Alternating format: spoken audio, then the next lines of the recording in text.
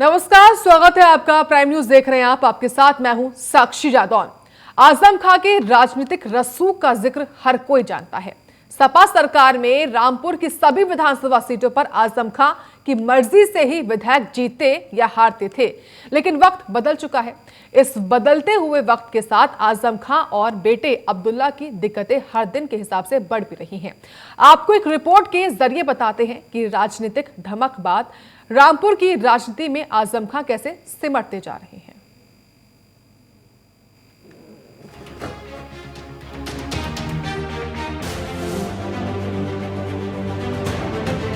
रामपुर में आजम खान के नाम से सियासत के चेहरे तय हुआ करते थे, लेकिन उस शोहरत या राजनीतिक रसूख को वक्त के साथ ग्रहण लगेगा, इसका शायद ही किसी को अंदेशा था। बात सिर्फ आजम खान तक रहती तो भी बात समझ आती, लेकिन जांच की आंच तो पूरे परिवार पर आई हुई और सब कुछ छीनती चली गई। ना तो विधायकी बची और ना ही वो राजनीतिक साख बची। समाजवादी पार्टी के वरिष्ठ नेता मोहम्मद आजम खान तब गर्दिशों में आ गए जब आजम खान के खिलाफ मुकदमे लिखना शुरू हो गए। आजम खान के खिलाफ जैसी उत्तर प्रदेश में सत्ता परिवर्तन हुआ और मुकदमों की अंबार लग गया, आजम खान पर दर्जनों मुकदमे दर्ज हुए। वहीं आजम खान पर जैसे जैसे मुकदमे दर्ज होते गए, वैसी वैसी आजम खान की कलाइयाँ खुलती गईं। आजम खान के खिलाफ बुगुल फूका भारतीय जनता पार्टी के नेता आकाश सक्सेना ने, जो वर्तमान में नगर विधायक रामपुर हैं। आजम खान के खिलाफ बुगुल फूकने से जहां एक और आकाश सक्सेना को भाजपा से टिकट मिला था और आज वर्तमान समय में भारतीय जनता पार्टी के विधायक हैं और शहर विधायक हैं, आजम खान जिन मामलों में आजम खान के खिलाफ पैरवी की, उन पर आजम खान के मामले जो हैं वो निपट चुके हैं और बहुत जल्द ही आजम खान को लेकर के कोर्ट में भी फैसले आने वाले हैं। जैसे जैसे आजम खान पर मुकदमे हुए, वैसी वैसी आजम खान का खौफ और डर कम हो गया। आलम यह था कि जब आजम सत्ता में थे तो कोई आजम के खिलाफ मुंह तक का नहीं खोलता था। आज चप्पे चप्पे पर आजम खान के काले कारनामों को लेकर पब्लिक सरेआम है। कोई भी आजम खान को लेकर के सही बोलने को तैयार नहीं है। तो वहीं आजम खान के इस मुद्दे पर रामपुर क्या उत्तर प्रदेश में भी राजनीतिक गहराई हुई है। आजम खान एमपी रहे, उसके बाद उन्हें इस्तीफा दिया, उनकी पत्नी बनी, फिर उनकी पत्नी ने चुनाव हुआ, फिर बहरहाल इसी तरह से आजम खान फिर विधायक हो गए और आजम खान जब विधायक हुए, उनकी सज़ा होने के बाद उनकी सदस्यता चली गई और अब अब्दुल्ला आजम की भी सदस्यता चली गई है। इसको लेकर उपचुनाव होने हैं। जब उत्तर प्रदेश के रामपुर में उपचुनाव हुए तो आजम खान को मुँह की खाना पड़ी। बहरहाल यही स्थिति स्वाटांडा में भी होगी। आजम खान सत्ता रहते हुए जौहर यूनिवर्सिटी का उन्होंने एक प्रोजेक्ट खड़ा करा, जो आजम खान का ड्रीम प्रोजेक्ट था, लेकिन आजम खान सत्ता में रहते हुए अपने ड्रीम प्रोजेक्ट को पूरा तो कर पाए थे, लेकिन उत्तर प्रदेश की जिस सरकार बदली, वैसी आजम खान के ड्रीम प्रोजेक्ट पर ग्रहण लग गया। अब आलम यह है कि जौहर यूनिवर्सिटी पर सरकार की नज़र है। बहुत सारी ज़मीन पर सरकार ने अधिग्रहण भी कर रखा है। आजम खान का ड्रीम प्रोजेक्ट आजकल सरकार की निगाहों में है। जब आजम खान ने जौहर यूनिवर्सिटी की नींव रखी तो माना जाता है कि आजम खान के गर्दिश के दिन शुरू हो गए थे। तो इसके वजह ये हो सकती है कि आजम खान जो अपना ड्रीम प्रोजेक्ट मान रहे थे, उसके लिए आंख बंद कर कानून को ताक पर रख कर काम कर रहे थे। इसी ड्रीम प्रोजेक्ट के चलते आजम खान पर करीब 18 मुकदमे दर्ज हुए, जिस पर आजम खान पर भूमि कब्जा करना, किसानों को प्रताड़ित करना, लूटपाट जैसे तक का मुकदमे दर्ज हैं। आजम खान के जौहर यूनिवर्सिटी जो इनका अपना ड्रीम प्रोजेक्ट था, उसको लेकर आजम की मुश्किलें और बढ़ी। अब आजम खान इन दिनों एक शतक मुकदमों से जूझ रहे हैं, जबकि एक भड़काऊ भाषण में आजम खान को सजा हो चुकी है। वहीं अभी कुछ दिनों पहले अब्दुल्ला आजम और आजम खान को भी एक जाम लगाना और पुलिस के कार्य में बाधा डालने पर के मामले में भी आजम खान और अब्दुल्ला आजम को 2 साल की सजा हुई है। लेकिन आजम खान इन सब होने के बाद भी अभी तक मीडिया के सामने नहीं आए। पूर्व कैबिनेट मंत्री आजम खान के धुर विरोधी माने जाने वाले और उनके मुकदमों में वादी पूर्व मंत्री नावेद मियां ने कहा है कि आजम खान की राजनीतिक लंका उनके घर के भेदी बेटे अब्दुल्ला आजम ने ही ढहा दी है। आजम के परिवार का हाल किसी और से नहीं बल्कि उनके खुद के बेटे अब्दुल्ला आजम से हुआ है। रामपुर की स्वार टांडा सीट से विधायक रहे अब्दुल्ला आजम की सदस्यता रद्द होने के चलते उनके विरोधी सक्रिय हो चुके हैं। आजम खान के ज्यादातर मामलों में वादी रहे पूर्व मंत्री नावेद मियां ने कहा कि आजम खान की राजनीतिक लंका को उन्हीं के घर के भेदी बेटे ने ढहा दिया है। दरअसल आजम खान ने बेटे को जुगाड़ के रास्ते दिखाए थे और बेटा उन्हीं जुगाड़ के रास्तों पर चला। इसी वजह से आजम खान का 45 साल का राजनीतिक सफर समाप्त हो चुका है। लोगों ने कहा कि कानून सबके लिए बराबर है, जो कानून तोड़ेगा उसे तो सजा होगी। चुनाव संविधान से होता है और उसको कोई धोखा दे तो उससे बड़ा कोई जुर्म नहीं हो सकता और यही हुआ है। कहने की जरूरत नहीं है कि आजम खान की राजनीतिक साख पर बट्टा लग चुका है। यदि हम आजम खान की बात करें तो जब पहली बार समाजवादी पार्टी की सरकार सत्ता में आई थी उस समय की हनक देखेंगे और जो समाजवादी पार्टी में फैसले लिए गए उसकी हनक आप देखिए। संगठन से लेकर के सरकार तक ऐसी हनक मैंने आज तक अपने पत्रकारिता के जीवन में किसी की नहीं देखी। मैंने तो जब उनके दौरे होते थे तो डीएम और एसएसपी को बाहर खड़े होते हुए देखा है। उनकी हिम्मत नहीं होती थी कि वो बैठ भी जाए। किस तरीके से ब्यूरोक्रेसी के लोगों को ट्रीट करते थे,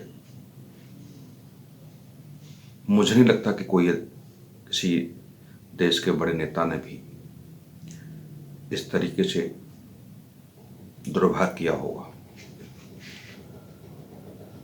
रामपुर की बात करें या पश्चिमी उत्तर प्रदेश की पूरे की बात करें, निश्चित तौर से सैकड़ों की संख्या में उनके सताए हुए लोग मिल जाएंगे और जनता के लोग भी नहीं, राजनीतिक संगठनों के लोग भी उनके शिकार हुए हैं।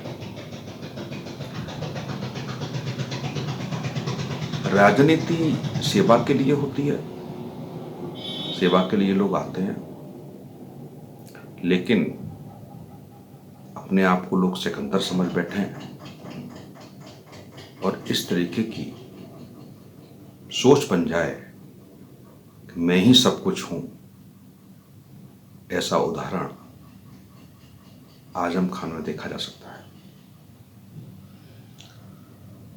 मनभेद होने चाहिए, मतभेद नहीं होने चाहिए। उन्हीं की पार्टी के नेता मुलायम सिंह यादव को आप देखिए, विपक्ष में बैठे हुए राजनीतिक दलों का कोई भी नेता हो, किसी काम के लिए उनके पास चला जाए, कभी निराश वापस नहीं आया। और मुलायम सिंह यादव के बिल्कुल उल्टा आजम खान में देखने को मिलता था। वहीं आपको यह भी याद होगा कि सपा नेता आजम खान और उनके बेटे अब्दुल्ला आजम को मुरादाबाद की एमपी एमएलए कोर्ट ने 2-2 साल की सजा सुनाई है। 14 साल पुराने हरिद्वार हाईवे जाम के मामले में उनकी मुश्किलें बढ़ी हैं। आजम पहले ही एक मामले में सजा पाने के बाद रामपुर सदर सीट से अपनी विधायकी गंवा चुके हैं।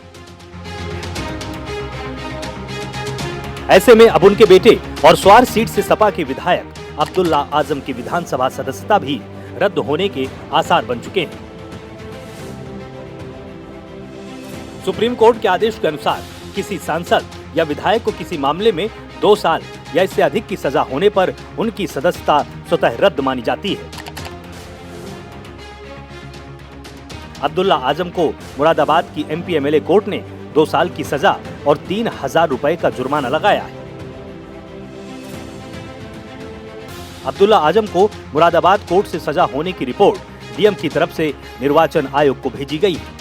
आजम खान और उनके बेटे अब्दुल्ला आजम को जिस मामले में सजा हुई है वो छजलैट मामला तकरीबन 14 साल पुराना है। हरिद्वार हाईवे पर मुरादाबाद के छजलैट थाने के सामने 2 जनवरी 2008 को मुरादाबाद के तत्कालीन एसएसपी प्रेम प्रकाश ने पूर्व मंत्री आजम खान की गाड़ी चेकिंग के लिए रुकवाई। इसके बाद आजम की गाड़ी पर लगा हुआ हूटर उतरवा दिया गया था।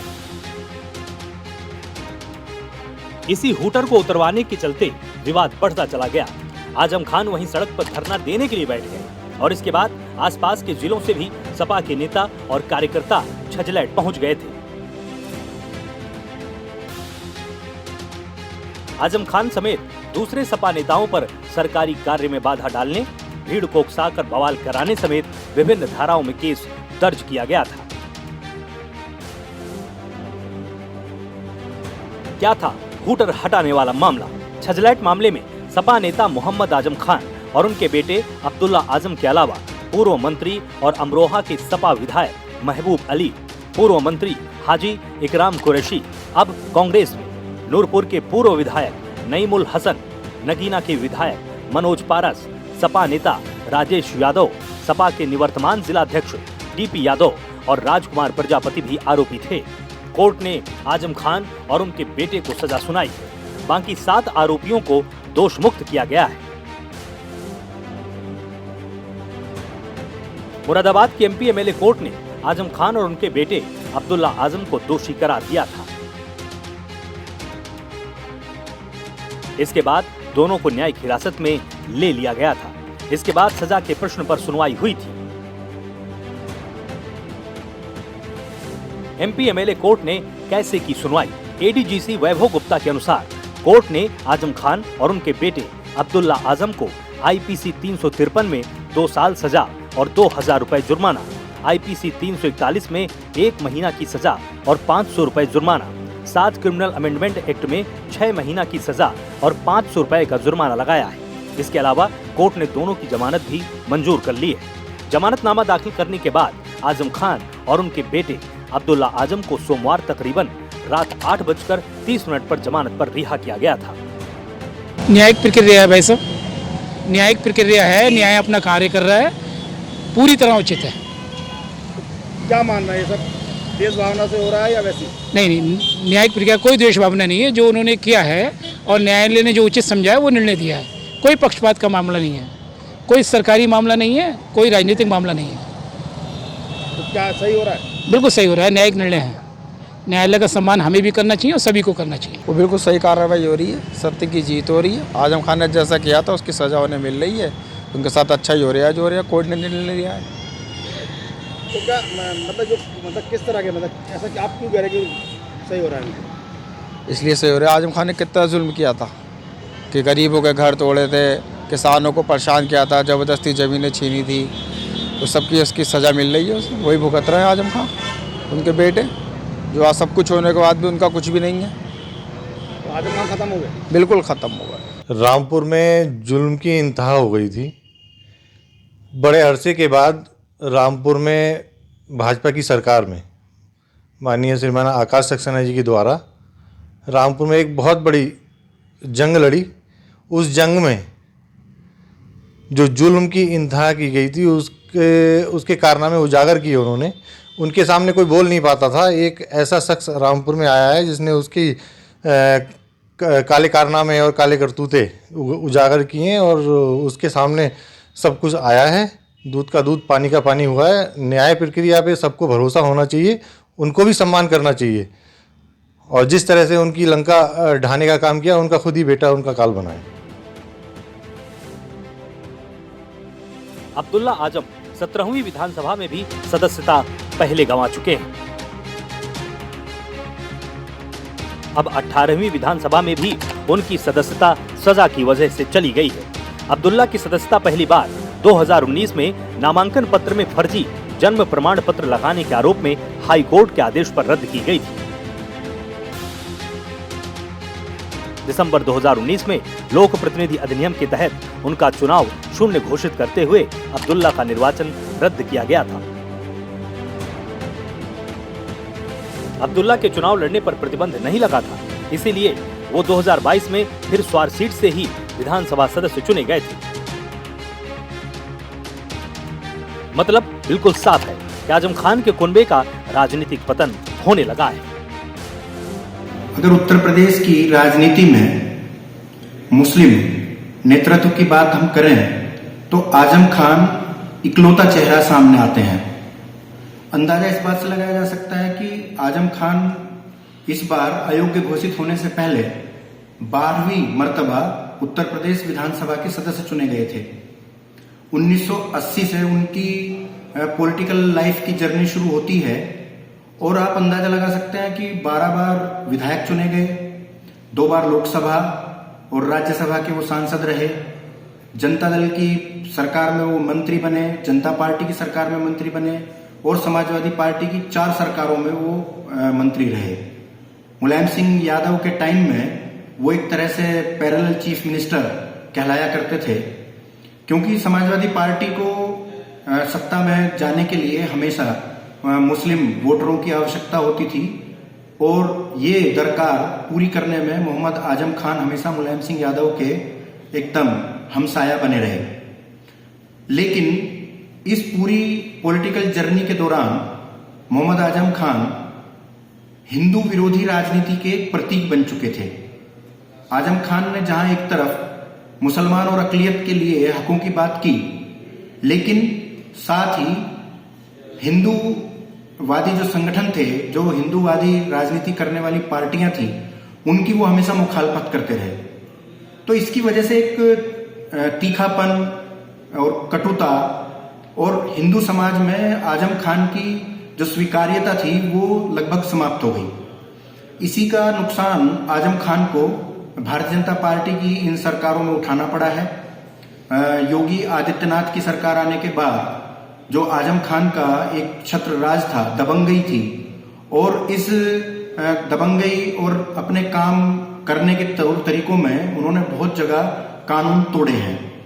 और जब सरकारें बदलती हैं तो नए जो नेतृत्व होते हैं वो यही देखते हैं कि आखिर फला ने कौन सा कानून तोड़ा, और आज वो उसी कानून तोड़ने के कारण शिकंजे में हैं।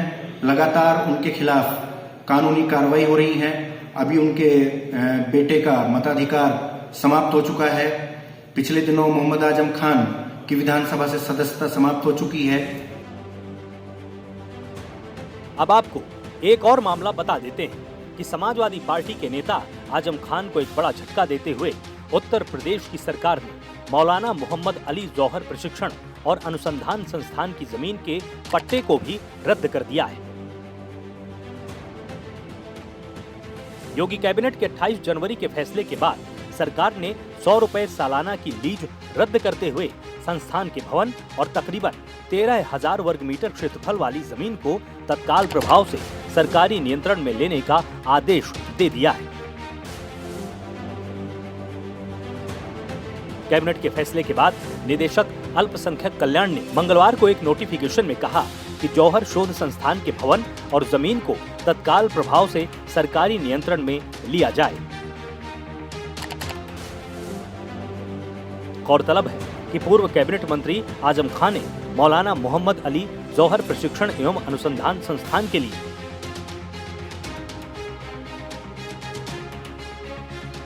समाजवादी पार्टी की सरकार के दौरान 33 साल के लिए 100 रुपए सालाना लीज पर जमीन इस शर्त के साथ ली थी कि पट्टे की मियाद 33 साल के लिए 2 बार बढ़ाई जा सकती है। सपा सरकार के वक्त हुई कैबिनेट बैठक में ये बड़ा फैसला लिया गया था और कहा गया था कि इसमें अरबी और फारसी की पढ़ाई के साथ शोध कार्य भी किया जाएगा। लेकिन बाद में इसे बदल दिया गया और उच्च शिक्षा की जगह रामपुर पब्लिक स्कूल को बंद कर दिया गया। सीबीएसई बोर्ड से पोस्ट प्राप्त करके प्राथमिक और माध्यमिक शिक्षा के लिए खोला गया था। आजम खान जीवन भर के लिए मोहम्मद अली जौहर ट्रस्ट के अध्यक्ष बन गए थे। इस मामले में राज्य मंत्री बलदेव औलख की शिकायत पर मामले की जांच के लिए एसआईटी टीम गठित की गई थी। एसआईटी की जांच की रिपोर्ट के आधार पर प्रखंड अल्पसंख्यक कल्याण अधिकारी आरपी सिंह को लापरवाही और उदासीनता के इल्जाम में निलंबित किया गया है। एसआईटी की सिफारिश के आधार पर सरकार ने रामपुर डीएम से भी रिपोर्ट तलब की है।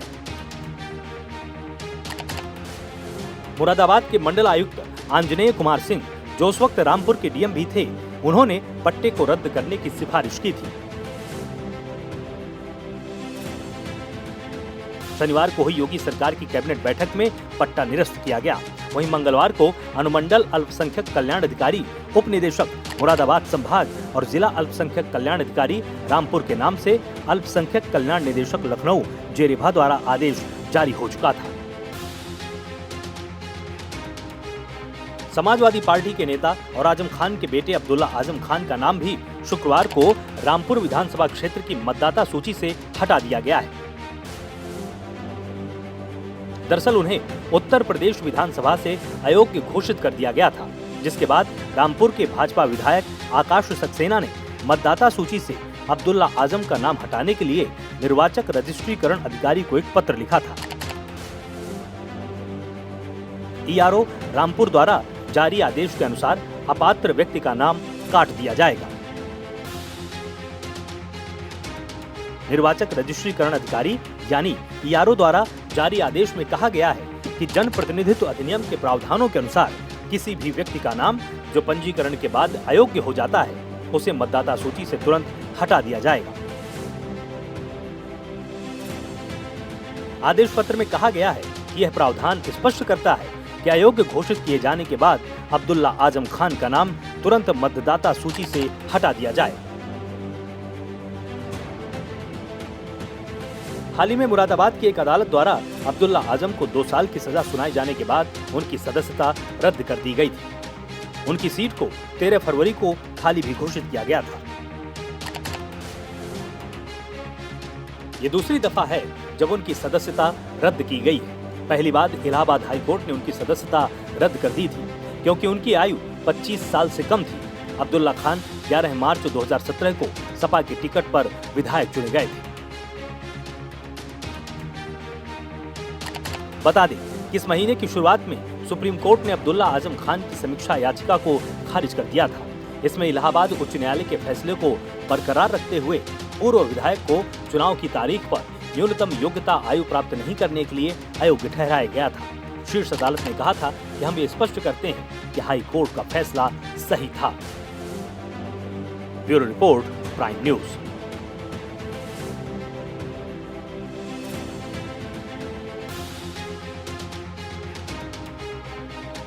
समाजवादी पार्टी के वरिष्ठ नेता मोहम्मद आजम खान का वर्चस्व उनकी सत्ता में रहते हुए देखा जा सकता था।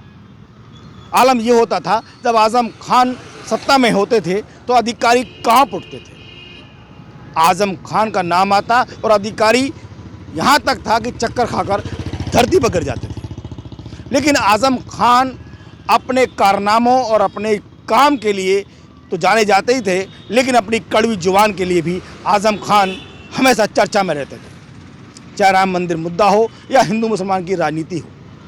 यहाँ तक है कि आजम खान पर हमेशा ठप्पा मुस्लिम राजनीति के लिए लगा।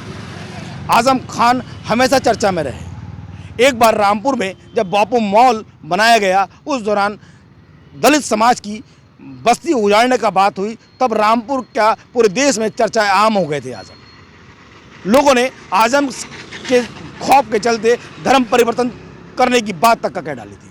आजम का खौफ इतना था रामपुर में कि कोई भी आजम के खिलाफ बोलने को तैयार नहीं होता। लेकिन आजम खान जैसे जैसे आजम खान बढ़ते गए, आजम खान के कदम बढ़ते गए, आजम खान विधायक हुए, मंत्री हुए, उसके बाद रामपुर के सांसद तक का हो गए। जब आजम खान ने रामपुर का सांसद का चुनाव लड़ा था, तब उस समय पूरी भारतीय जनता पार्टी ने एड़ी से चोटी तक की जोर लगाई था। मोदी लहर तक का पूरे देश में थी, लेकिन आजम खान ने जयप्रदा को हरा करके एक बार फिर रामपुर में ये दिखा दिया और देश में कि आजम खान का अपना एक वर्चस्व है। लेकिन जैसे ही आजम खान सत्ता से हटे, वहीं आजम खान के लिए मुसीबतों के बादल कह सकते हैं या मुसीबतों का पहाड़ टूटता नजर आया। एक बात साफ थी कि आजम खान जब जब सत्ता में रहे तो आजम खान ने ऐसे काम किए जो चर्चाएं आम थी। Ravi Saxena, Prime News, Rampur. और इसी के साथ हमारी खास पेशकश में इतना ही। देखते रहिए प्राइम न्यूज़।